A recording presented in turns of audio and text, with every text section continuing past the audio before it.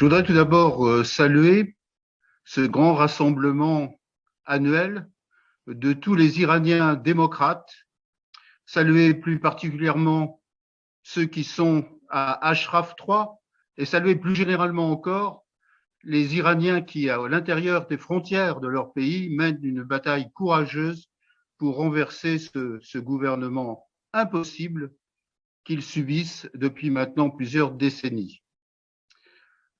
Saluer, bien entendu, ceux qui animent ce mouvement de résistance, la présidente Madame Rajavi et toute l'équipe qui se rassemble derrière elle.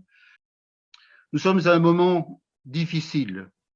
Les négociations qui avaient continué à propos du nucléaire afin d'éviter une nucléarisation militaire de l'Iran sont dans l'impasse.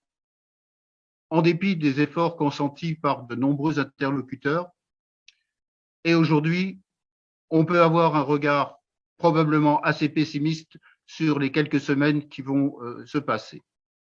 En même temps, ce qui est caractéristique, c'est l'échec de la politique interne du gouvernement des mollahs, les conséquences dramatiques pour la population, et il faut que ce gouvernement iranien se souvienne que désormais la compétence générale est fréquente dans les instances juridiques du monde entier, donc qui ont condamné à la fois en Belgique et en Suède récemment deux pseudo-diplomates qui se croyaient protégés par l'immunité et qui en réalité étaient tout simplement des poseurs de bombes.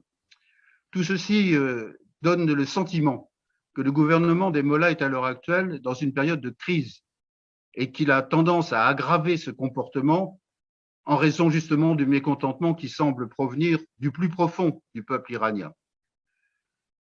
Et pourtant, partout la résistance s'organise.